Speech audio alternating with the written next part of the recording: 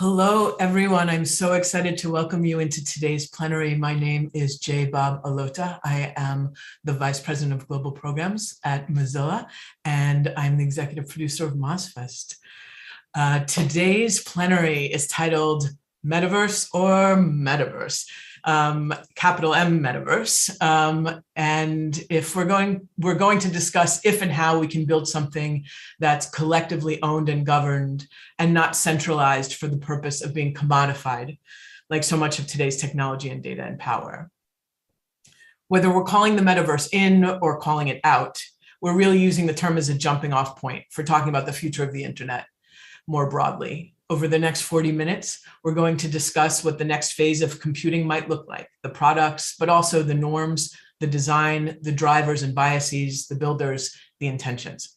I'm fortunate enough to be joined by two incredibly smart people who think about these issues every day. We have a third panelist who will be joining us as soon as her connectivity issues resolve. We have with us April Williams, who's a new senior fellow in trustworthy AI at the Mozilla Foundation. Welcome, April. Imo Udom, who's our Senior Vice President of Innovation and Ecosystems at the Mozilla Corporation, and hopefully soon to join us, Rebecca Raya-Timbo, who's a Common Voice Fellow also with the Mozilla Foundation. So before we go into our discussion, I'd actually like to give each panelist a minute or two to introduce themselves and the work that they do. April, I'll kick it off to you, and then if you can pass it over to Imo, and then Rebecca if she joins in time. Yeah, thank you for that lovely introduction, or short introduction, I should say. So I'm April Williams. I am a sociologist and I study technology, race, the internet, and social media, sort of very broadly defined. My work really sort of goes back and forth between two streams of inquiry. I think a lot about technology and race and marginality and what the future of technology might look like. Right now I'm working on a book about online dating and algorithms and bias, and thinking a lot about what that means for folks of color and how different dating technologies have the capacity to enable and marginalize. And on the other hand, I also do a lot with social media and popular internet culture, just sort of broadly. I think about Karens a lot. Unfortunately, it seems like they're never going to leave. And what the internet could look like if it were truly a space to usher in liberation for everyone. And I will pass it over to Imo. Thank you, April. Hello, everybody. As Bob mentioned, I'm Imo Udom. I serve as the Senior Vice President of Innovation Ecosystems at Mozilla. So I'm fairly new to this role, but I'm joining Mozilla at a very exciting time for the organization, and actually an exciting time for the broader tech landscape. In my role, I'm responsible for taking new ideas and technology from conception to launch. Really what that means is helping to launch and build the next wave of Mozilla products and services. As most of you know, Mozilla is uniquely mission and value driven. It's kind of built into our structure. And the way we think about things is if we're going to build a better internet, it takes a village. So the other aspect of my role is helping to foster an ecosystem beyond Mozilla of other entrepreneurs, nonprofits, and organizations that have overlapping missions, values, principles that, again, are in service of our overall mission. So very excited to be here and looking forward to helping to shape the future. Thanks to both of you. It's really exciting to be in conversation with you. Now I'm going to do that thing where I take the title of our session and I interrogate it and ask us why we're really here in the first place. But the question I have really is are we actually talking about a choice between a Mark Zuckerberg trademarked metaverse and a more collectively owned metaverse? Like, is that a real choice? Is that a false choice? Do we want or even need a metaverse at all? And by metaverse, I mean a new phase of computing that further embeds the internet in our lives, but arguably might further divorce us from our physical world. So embodiment, disembodiment, what do y'all think? Yeah, I have a lot of thoughts about the metaverse. Sort of like top of mind when I think about it in a very glib way. I sort of am like, why do we even need this? It just feels like Second Life all over again, which we've tried. We've been there, done that. And maybe Second Life was ahead of its time, right? Like maybe 2007 wasn't the moment for the metaverse. And we have better internet now and we can do the metaverse. That's sort of my go-to, but also at the same time, when I think about the technology that we would need for the metaverse to be a truly seamless experience where we can migrate easily between quote unquote IRL and our digital selves, that seems pretty far off for me. I can't see us actually having the capacity to do that for a very long time. And when I think about what that technology would look like, first off, it sounds expensive. And that makes me think that people who are not wealthy won't have access to the metaverse, right? Like, sure, Mark Zuckerberg is trying to be maybe the every person's meta, right? Trying to make this an accessible technology, but I think we've learned from Meta that they're not super great about making things accessible. They're not super great about being transparent about their technologies, and for me, that causes some concern. I sort of think about it in a very dystopian way. If I think about what do I mean for people who have the capacity to access the metaverse, and then we're all right, like in this space, in this highly tech space, but there's still people who aren't in that digital space making our world run. And so there's sort of this undercurrent of labor, right, of a lower working class labor. And I'm just think about and cautious about the idea that perhaps we could be marginalizing those folks further, right? And sort of just re-entrenching the same kind of hierarchies that we're already used to, that we're already inclined to, that already exist. And for me, I don't really think we need a metaverse, but it's not going to help me. It's not going to help marginalized people. And I think that was actually the beauty of Second Life in the early days, was that people who were feeling marginalized in their real lives actually could be in Second Life and sort of have a space where they could reclaim some of their agency. I don't know if folks are familiar with the documentary about Second Life, but there are lots of people who were making a lot of money in Second Life back in the day. And they were all the kinds of people that we would think of would be having experiences of marginality in the real world, right? And so they were able to make it work for them. And it seems like this new metaverse is really being colonized by rich, wealthy white men. And I don't know that there's space for the rest of us there. Wow, April, tough act to follow on that one. So I think I have a slightly different perspective, and maybe to start out with, it's a couple of disclaimers. One is I'm an optimist. So I always think in terms of what can change, how do we make things the best way? There's always an opportunity to change things in directions we want. Second call out, we are building a product called Hubs at Mozilla, which is focused on, really, it's a platform for 3D virtual spaces. So I'm also biased from that perspective. But I think when I bring it up to a higher level, I think it's a false choice. The reality from my perspective is technology is getting more and more intertwined with who we are as human beings. To me, that's just a fact. That's happening, whether we like it or not. So the key here is, how do we move technology in a way that it's working for us, not the other way around? So when I think about quote unquote the metaverse, I don't think we need sort of this capital M metaverse where it's a full space for a digital representation of ourselves. What I do think we need is being very thoughtful about how we, again, make technology work for us. And some of that might come into digital interactions, but how do we take the best of things like Second Life? How do we take the best of human interactions, and where possible, enable those digitally? That's not because we have to be in the digital space, but if we're going to be using technology, if we're going to be in a digital realm, how do we take the best of human interactions? And I think that's really possible, and we should focus on that. Do I like the term metaverse?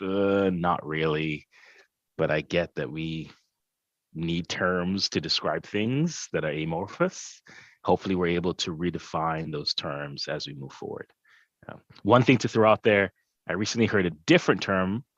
I was at the Filecoin Foundation's Social Impact Summit the other day, and I heard the term pluriverse. So there's a whole set of individuals working hard to move away from some of what the metaverse feels like or speaks to broaden that viewpoint, and the terminology they're using is the pluriverse. I think we were in the same session. I appreciate you calling that out. I know I wrote it down, actually. It was like, oh, we were about to have that conversation. So I think that those are like gorgeous concepts to work in tandem. And so I wonder, I think what speaks to me is this idea that we're not going to transcend any spaces if we haven't done the work, whether it's in an analog space or a digital space, right? And so we're, can we actually build something new without reifying all of the inequities that already exists and all of the, the tenets that keep supremacist structures in place? Can we go big and go plural? Do you think that's possible? April, what do you think?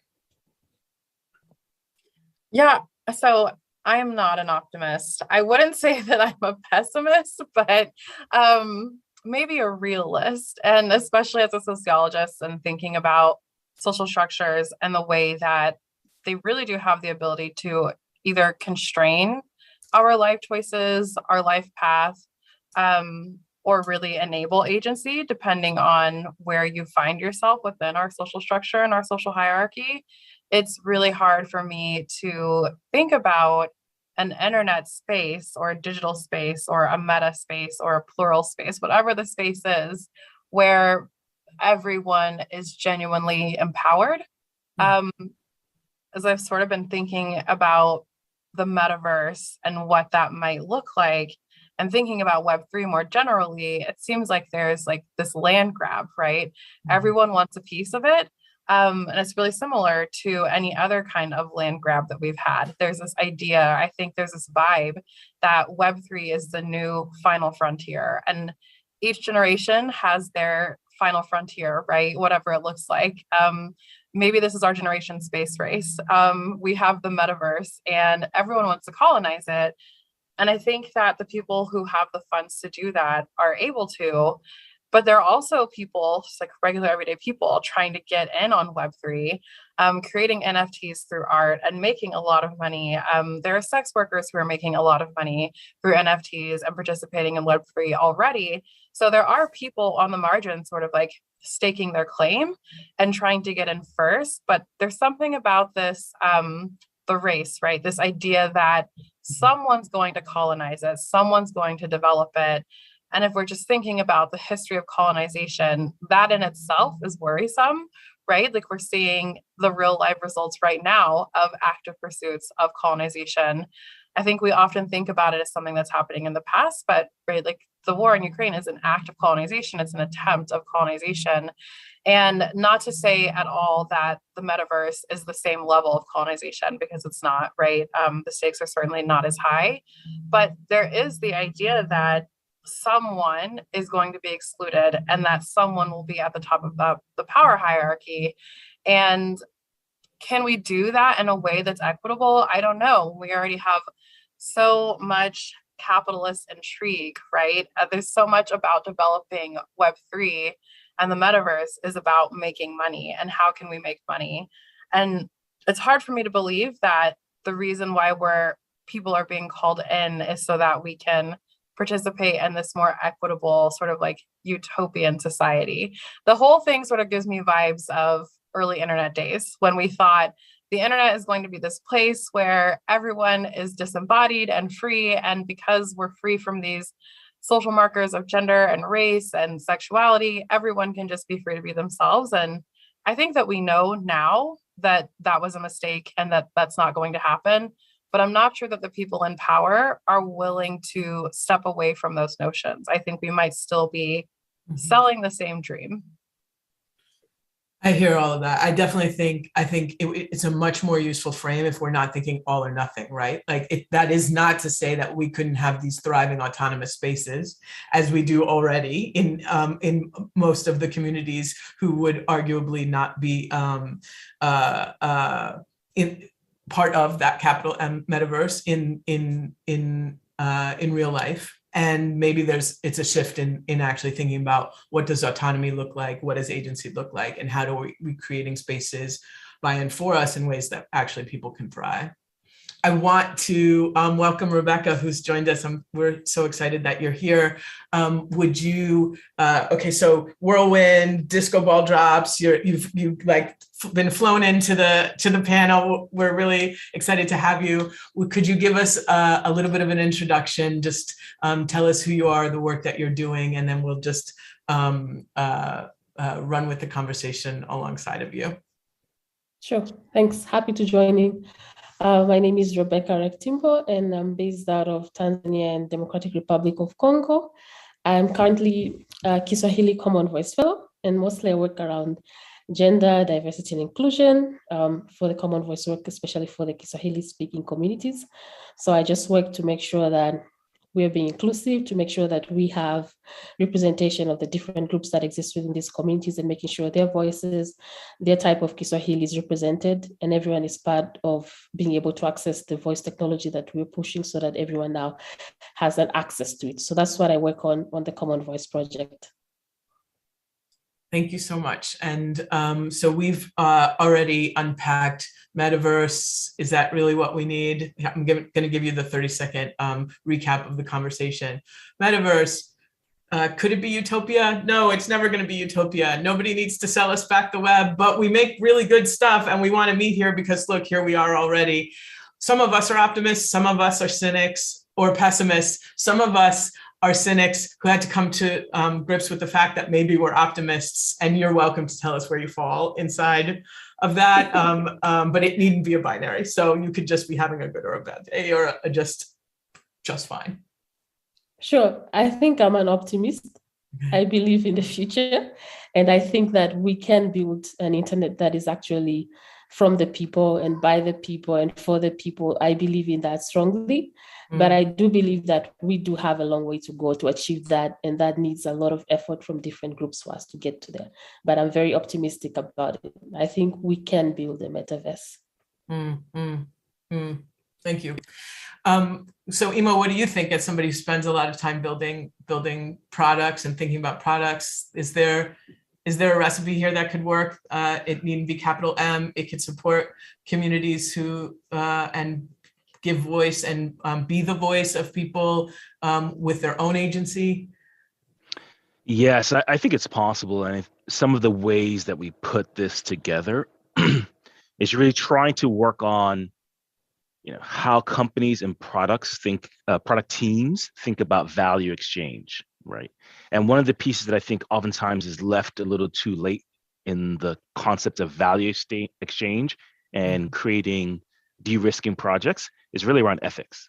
We should be thinking about ethics and values up front, right? And let's put the right emphasis on providing value to the customers in ways that support the business, but supporting the business means doing things the right way. So a typical product team thinks about 4 risks that you're trying to reduce as you build your product. There's value risk, right? Will users actually use the product and or buy it? There's usability risk. Can people figure out how to use it if you give it to them? There's feasibility risk. Can we build it? And then there's business viability risk, right? Can the stakeholders that need to support it actually support the solution? But again, I think I'd argue, and I didn't make this up, right? Marty Kagan really pushes a lot of these concepts as well. For those in product, you've probably heard of Marty Kagan. But I think the 5th risk we should be thinking about is that ethical risk. Should we build it? And there are more and more people thinking like that.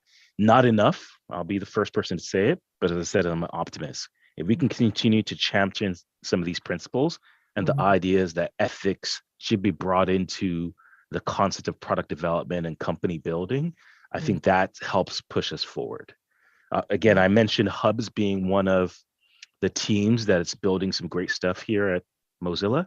And what I love about what that team has done is early on, they again, they've built some of these ethics and thinking about the customer into the guiding principles upfront, right? So we have a team already focused on trust and safety. Some of our guiding principles include our community is our differentiator, right? If your community is the differentiator, you're really thinking about the end user and supporting them. We think about stewardship, not ownership, right? So how are we stewards of this technology? How do we provide value to others? And we like being opinionated, but not prescriptive, giving us the flexibility to move as our users move and as the value that they require moves. So again, I think some of this really comes down to creating the right incentive structures up front and building the idea of ethics into how we think about product. The last piece I'll add to that is, some of this will be changed by broadening who builds our products themselves, right? So diversity, equity, inclusion, diversity of teams is critical because it gives us a different opinions and lived experiences to focus on as we develop. And then lastly, I think there's some easy mechanisms that us as individuals can use, some questions we can ask ourselves to help us think through things like this as we build. So for example, right, am I building something that I'm going to be proud of as part of my personal brand? Not always perfect, but that's a question you can ask yourself. Another great one is this something that if all the emails and communications and conversations that we have had about this get revealed, will we be embarrassed or will we be fine with that? Right? These are some simple mechanisms that I think at an individual level, you can use as a gut check as you're building or being part of a team that's building new things. So I think there's always a path. I love how you just made that so plain, right? Like, if I open up this top drawer, is it gonna be okay? I mean, I think that's actually amazing, and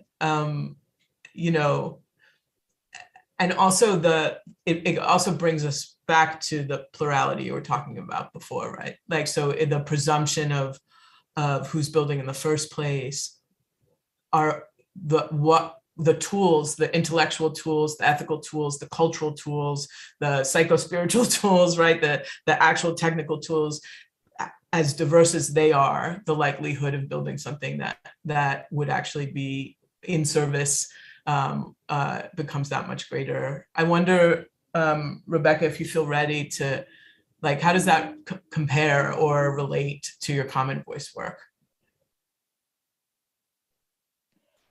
Definitely, it relates a lot.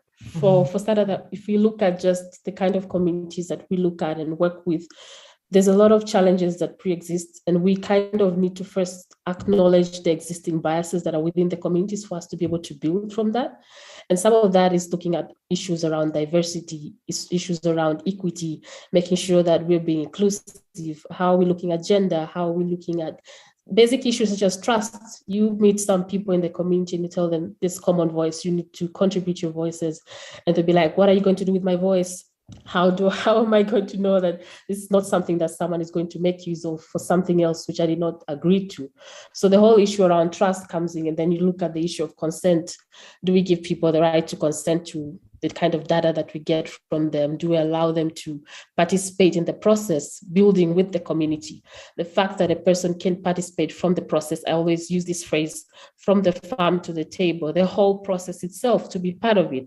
We are not just developing something that is going to just be thrown out to people and be like, here it is, you can use it, it's for you. But we don't understand what the people want. So we need to work with them right from the very process.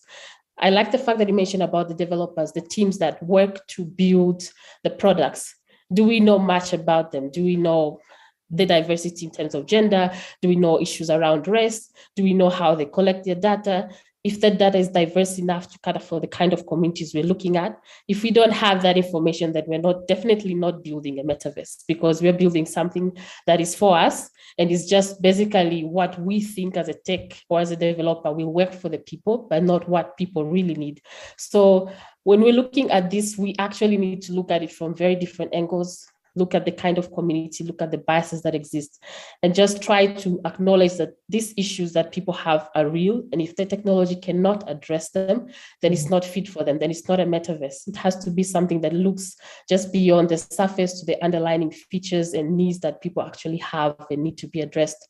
So I think that's some of the things that really build up to something that will be very inclusive, that will listen to the people's voices and address the issues that they have. But if we cannot look at that, then it's not doing anything. It's just like taking something and shoving in their faces that here it is, take it, it's for you. But they don't know what to do with it. Yeah. Oh, and for folks listening, I can't remember if we said, but Common Voice, and tell me if I'm getting this correct, Common Voice is the largest corpus of non-dominant language data gathered openly in the world. Did I do it right? Is that accurate? Yep. Okay. April, I saw you scribbling. You want to jump in there? No, not really. I was scribbling some notes of things that I was like, oh, this is great. But since you've asked me, I can share. I'm just thinking about the capacity for building. What does that look like for communities? And how do people tap into it, right? Like when you do a simple search for metaverse, the first suggestion that comes up is, what is the metaverse? Or at least for me, because we know that these things are all different. And the second was, how do I get into the metaverse, right? And so people are thinking about it. People want to know. And I really like what you said, Rebecca, about this idea that it can't just be a product or a thing that's built and handed over. People need to feel like they have a stake in it.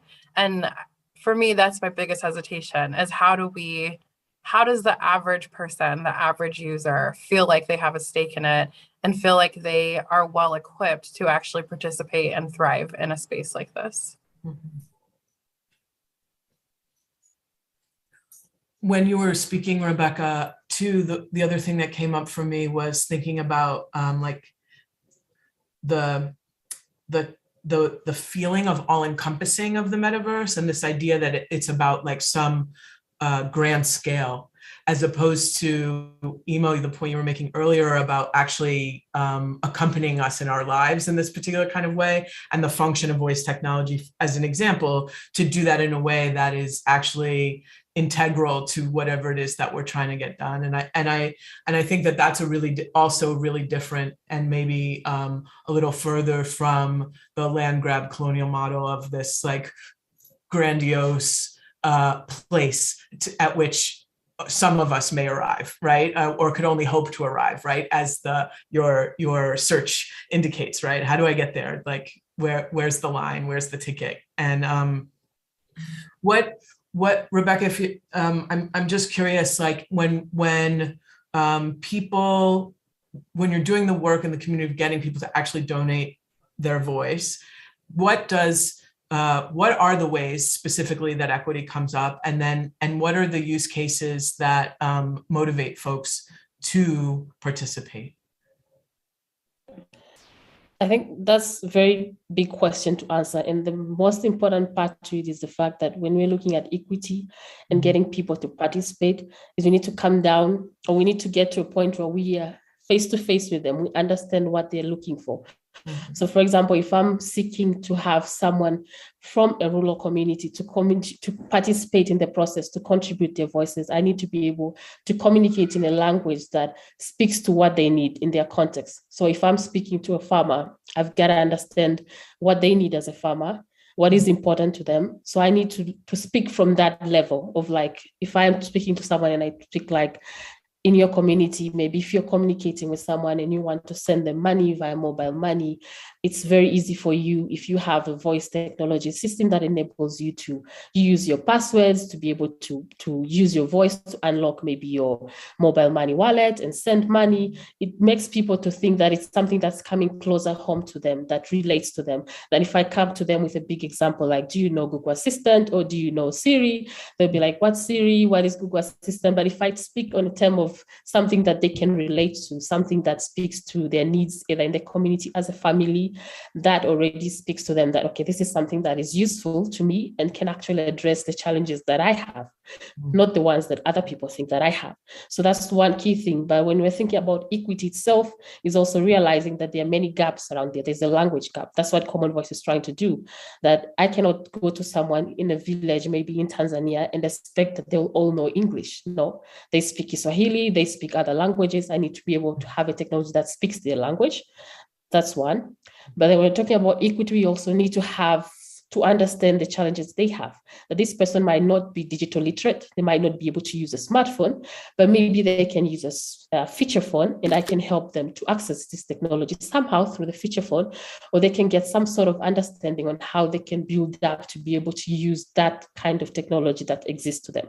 So building equity has a lot of factors behind it. You need to look at the literacy, you need to look at the needs, the context, if it fits that community. Then there's also understanding just the differences that exist within the community. There are people who are educated, the people who are not educated, the people who have an idea of what they're talking about, but the others who still need to be guided and showed it, like, you see, this is what's happening. You need to take them step by step. So building equity is not just about giving them that opportunity, but also helping them by understanding their context and building from that context, that you see, this is how this can help you based on the community you come from. This is the challenge that you have. So I think we can do this. And then they tell you, okay, I think this one also can work this way. So it's being able to set up a stage that can enable, sort of create a level playing field for them to build up from and know that my challenges can be addressed. But at the same time, knowing that if you do not provide for the challenges that they have, such as literacy, understanding the needs behind it, understanding how to use simply just the technology or the language itself, communicating in their language, that's a long way to go in building up that equity. Yeah, indeed. I want to acknowledge like the rarity of actually the people on this panel. I mean, it's a really uniquely Mozilla moment of actually being in the same room, right? Like, so that what does it mean to be engaging on the ground folks to participate in this open data aggregation for specific purpose, and to do that in an enduring way, right? It's not just coming in and doing it. Then to think about the implications culturally, to have that kind of critical discourse, April, that you're bringing into the conversation, and then Emo being like also wearing the product mindset hat. And I think like it's really important. And I think more conversations like this and teams, frankly, and need to exist. And so just to take a moment of appreciation for that, but I do think it's rare and points to some of why there can be this disparity of like an ideal and that is an elite ideal and an actual something that could be ideal for a significantly greater group of folks. Emo, I'm going to put you a little bit on the spot. Like, how do you, from a product standpoint, like, what do you do with like ambition and utility and some of the decision making that you were talking about before? How do you think about it and discuss it at the team's level, or even thinking about the future and what to build 5 years from now? Yeah, great question. So there's no easy answer. So I'll start with that. But part of what we try to do is think holistically about where we want to be. So as much as we want to move things forward, in air quotes, and make progression, how do we make sure people aren't being fully left behind? So it's a balancing act of creating opportunities for those that don't have opportunity and advancing in areas that we have the potential to do so. Finding that balancing act is no easy task. Part of, for me as a technologist and as an entrepreneur and, as a product person, that was a large reason why I joined Mozilla, because I thought the ethos of the organization and our bias towards people over profit allow us to find that balance. And it's never easy, even internally, it's not easy, but we can start making some progress there. I'll just use, because we're talking metaverse, quote unquote, or sometimes 3D virtual spaces, I'll use Hubs as an example again. The Hubs team decided very poignantly that those who are moving the space forward in this concept of a capital M metaverse are taking that capitalistic land grab approach. So the team felt incumbent on themselves to think more of how do we democratize as much as possible access to this type of technology. So Hubs is actually a platform for building these 3D spaces. And really the goal is to enable the different use cases and different people from different walks of life to have access to this type of technology where possible. Are we solving everything? No. But the team has also thought holistically, and I think this is generally, if teams can think holistically, it's helpful. One, when I say holistic, I think education. How are you educating those that may not be aware of what kind of technology is out there or how it can support them or how it takes advantage of them? So that's one aspect. Two, how do you reduce the reliance on expensive equipment, right? So in the Hubs case, as an example, although we're focused on 3D virtual worlds, you can use it with a web browser. You can use it on a mobile phone. You don't have to have virtual reality goggles or technology. And then three, again, how do you create as much open access as possible for organizations and or individuals who don't have that, who aren't focused on monetary value, to also use that technology to support their initiatives, right? Where do you create space for the nonprofits, for the advocacy groups to use this technology to enable some of their goals? And I think if we can think about it from those three perspectives, education, access to the actual equipment and technology, and supporting causes, those are some of the ways that we can help move things forward. Yeah. Just want to acknowledge you hit something that one of the audience members on LinkedIn mentioned. So just uplifted about accessing the metaverse or emerging technologies and how it costs money. And so to your point around headsets, et cetera, what does it mean if the early users of tech are always the wealthiest users? And so I heard you say build to fit for purpose, right? Like, and so that I think is really, really super important. Again, this kind of deconstructs the meta plural conversation we were having earlier. And we want to unpack that even a little bit about what the differences between a meta universe and a plural verse might be. And Rebecca, maybe you're on audio, so feel free to jump in too. I'm going to suggest April. I think you have some really good points there around this concept. I'd love to hear your viewpoints on metaverse plural. Yeah, so I actually was wanting to ask you, Emo, because I'm curious about what it might look like to be plural versus meta, right? Like when I think about meta, it seems like this all-encompassing, like grandiose, right? Like ideology, imagery comes to mind, versus plural seems like it's coming from all of us and seems like more of a ground up approach. And I wonder if that's how people are thinking about it. That might be how I'm thinking about it, but I'm not the one building the technology. And so I'm curious to know if there is a movement for people who are like, I'm going to get in here and I'm going to do this, or I'm going to build Web3 to make it the thing that I want it to be. And what would that look like in practical implementation, right? Like, would it be hackers are creating Web3 hackers, quote unquote, which who even knows what a hacker is anymore? Because we're kind of all hackers in our own way. So people adapt and build technologies the way that they need them. And maybe, and I guess this is a departure from my previous pessimistic stance, if we are entering into a pluralverse that I can get behind, where we're all building it together. The metaverse, though, I still don't want it. So I'm curious to hear what you have to say, Emo. Yes, I think your assumptions, April, were spot on. So it was interesting when I first heard that terminology of pluralverse. It made sense because words matter. As much as we think they don't, they do matter. And the distinction there of the plural is really thinking about plural from multiple lenses.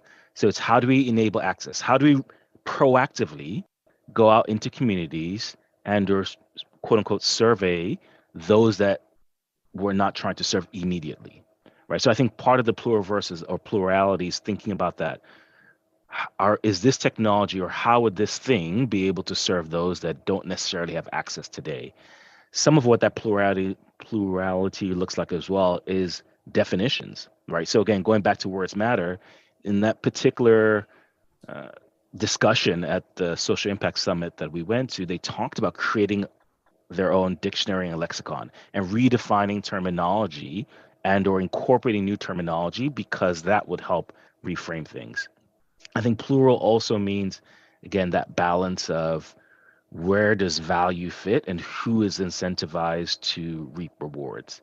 And I think if the lion's share of value and rewards are skewed in a certain direction, that doesn't feel very plural, right? And I think that's an opportunity where you might take a step back and say, if we're building Pluralverse, is there a counter to this? Do we, yes, maybe you build something in this space, but is there counter movement and or investment to help make this concept plural? And those are some of the things that I hope to see as we move into the future of the internet and the web.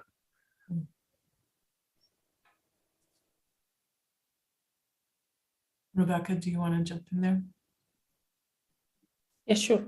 So for me, I think one thing that's very critical that I'd like to point out is, I think we also need to look at, currently the big tech companies are investing, of course, in areas where they have a market and where they have access to growing their businesses. But how can we push for a business case and a social case for inclusion of communities that do not necessarily fit with that, within that market framework that they're looking at? I mean, communities that do not have access to these so fancy devices that we're talking about, that this kind of technology requires. How do we ensure that that need is seen by the different communities that exist, that, you know, these communities also need this kind of technology, and how can we enable a technology that works beyond the normal kind of gadgets and technology we're used to?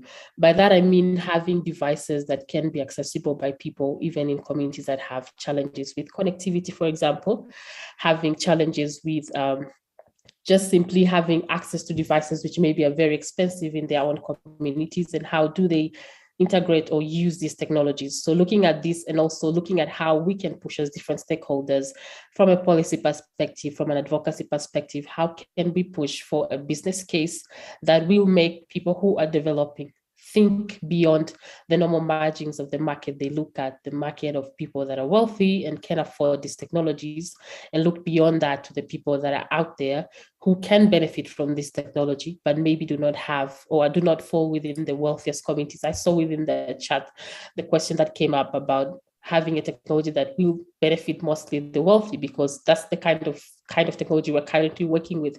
It's something that works with high-speed devices, that works with high-end devices, which not everyone can afford. So I think when we're thinking about the metaverse or the pluralverse, or whatever we're thinking about, we need to push as much as possible to have a business case and a social case for inclusion beyond the normal market that we're looking at.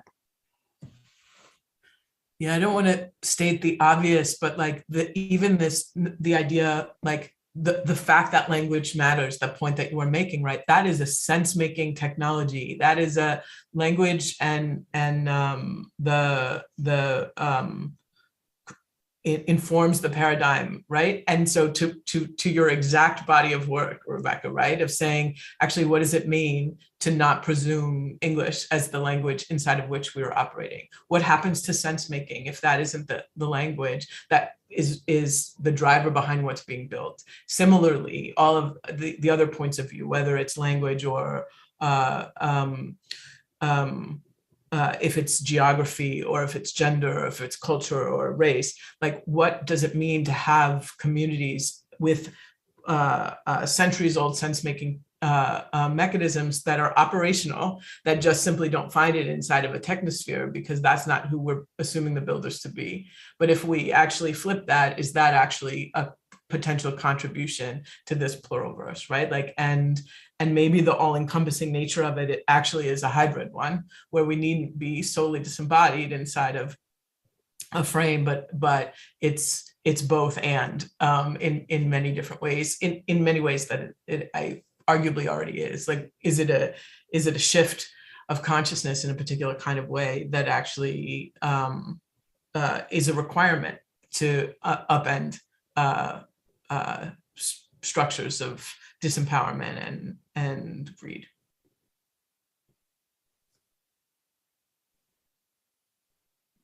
So Yeah, just, oh, go ahead. Sure. I just wanted to chip in on what Bob was saying, and saying that I think if we're looking at that, we also kind of need to see things like what Common Voice is doing, providing the opportunity for local developers within the communities to build homegrown solutions. So it just came up to me that we need to look at how best we can foster that to exist, and not just have adaptations of technologies that come from other places or from people who do not understand the communities, but rather push for communities to be able to kind of create solutions or tech solutions that work within their context. So sort of kind of building the homegrown solutions that I'm talking about that fit within the context of these different communities we're talking about. I just wanted to chip that in based on what Bob had said. Emo, thank you, Rebecca. That was very well said, Rebecca. I think something that those of us who are in corporations, or large organizations need to think about as well. Oftentimes, right, organizations play lip service to diversity, equity, and inclusion. Or when we think about diversity, equity, and inclusion, we're only thinking about hiring or talent. I have a friend of mine who's a chief diversity officer, and in her organization, her mandate goes beyond talent. It goes directly into R&D and products as well, right? So taking that lens in how they build their products, how they create their supply chains, how they deliver. And again, I think I would challenge us in, again, corporations and organizations to try and make that a reality, right?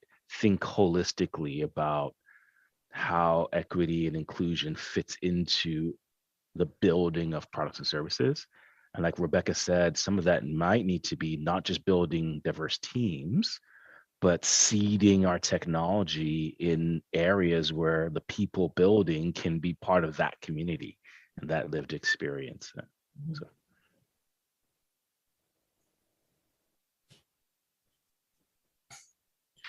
April, is there something you'd like to add? Honestly, I think that Rebecca and Emo have both summed it up. I just think that if we tend to think towards inclusion and think that we can stop at the bare minimum, and we have to really dig deep if that's going to be meaningful. Yeah, I'll stop there. Yeah. Even the presumption of direction in inclusion maintains a status quo or a norm that isn't the other folks who you're trying to bring into the room, right? Like it's definitely about where are we starting from, and the presumption of that starting point. Emo, I'm thinking about on Friday, we're doing a parable of the sower takeover in hubs of our science fair, and really like pushing the technology to be a place for speculative imagining of different futures, and thinking about what it'll mean over the course of the year to get different artists and activists and anybody interested in that around the world to be building hallways and models for engagement. And so I think I bring that up because also and this has been a through line in a bunch of the conversations I've been privy to, at least at MozFest, is like the playfulness and the joyfulness and the artistic ability to leap past narratives that otherwise are we know how they end. And so I think like that's also something that feels really super exciting about the more accessible technology is, like the more ability we have to play with it and imagine differently. And so, and I can say, like, just from my pure nerdy place for the last 2 weeks, what it's meant to be embedded in that and being like, oh my God, we could do this, we could do that, we could do that. And it tells different stories, it just does. And it invites different people to bring their languages forward in this way that is really meaningful. And I think, and it's a constant dance of like, where does the technology meet your aspiration, and how do we make it work? So I'm using that as a little segue to give us a little optimistic prompt about the future. So if we can all have a little speculative fiction moment or manifesting. let's say it's 2032, and the next phase of the internet has arrived. And guess what? We got it right. Tell me about a product or experience or a phase of existence that we might encounter in this pluralverse, which exemplifies a future internet at its best. Maybe I'll kick things off here. So thinking optimistically, right, years down the line, I think technology will really become an enabler for human interaction.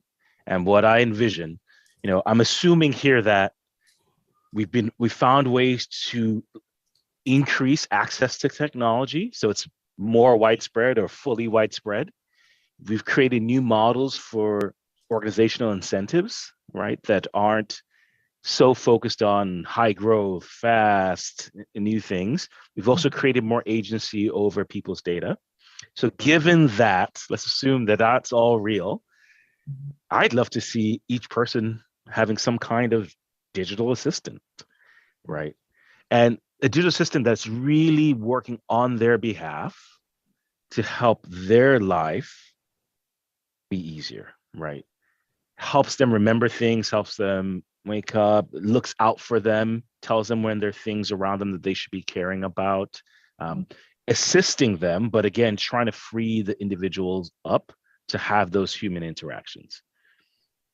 Do I need to take a lot of time writing notes after a meeting? No, it would be great if after whatever gets done, automatically the notes are being taken for me so I can spend time with my kid. Or, hey, I want to teach my child something new, but I don't know that area. Wouldn't it be great if my digital assistant could help educate me so now I can spend that time with my child, envisioning or teaching them something new?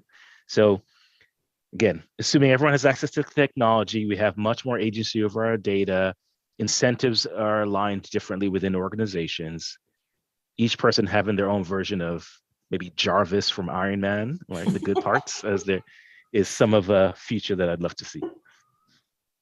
We just learned a lot about you with that last comment.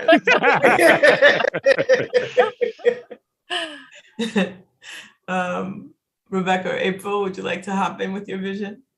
Yeah, this I am totally optimistic about. This is sort of, as a sociologist, I study conflict and race and inequality. And I think so much of what we are afraid of about each other is just misunderstandings. And I would love it if there was a way that you could pick the person or the experience or the lifestyle that you're the most afraid of, that you know the least about, that challenges your assumptions the most, and you could spend a day in their life with them or a week in their life with them. And this is a little bit contact hypothesis-y of me. And I don't necessarily know that I think it works all the time, but I do think it works sometimes. And that really being able to see life from someone else's perspective can shift our own and can make us less afraid and less reactionary. And I think we need more of that. Less jumping to conclusions and more empathy. And I think one way to do that is to actually be able to see and fully envision the way that other people are living and realize that it's really not that different from us. Thank you, April. Rebecca. Yep, I'll definitely agree with everyone. But for me, I think the key thing is I would like to see an internet that decentralizes the opportunities that exist. That sort of breaks the gaps that exist currently, that I don't have to be living in an urban setting or have a certain level of education for me to benefit from it. I would love to see that kind of technology existing, that I'm sure of that somebody from the more remotest places, somebody from the most high-end places of town can access this technology and use it and still feel like they belong and they can use it. That to me feels great, and it feels like sort of like the Wakanda reality coming into place in the society we live in. But I would also like to sort of see something that fosters trust. I would like to see an internet that is encompassing the needs of the people by making sure it's protecting them. It's something they can trust. It's something that thinks about their privacy, that thinks about all the other underlying factors that they need. Just something that's awesomely great and feels like an experience that someone would want to have and not escape from. So for me, that would look like the ideal future for 2032. Yes, Ashe. Let's have that. Let's definitely have that. Thank you for those beautiful visions. So let's remember that today's the day that we helped bring them into fruition. I'll meet you back here in 2032 in some shape or not. Does anybody have any last offering before I share some announcements? I want to thank each of you for being in this conversation with each other and with me. I want to ask everyone listening to check out the Afro Algorithm short film world premiere, which is taking place today. And tomorrow at the same time, we're having a dialogues and debates about AI reform, specifically around global elections. So that's tomorrow at the same time as today. Have such a beautiful rest of your day at MozFest. Take care of yourselves and take care of each other. Thanks, everybody.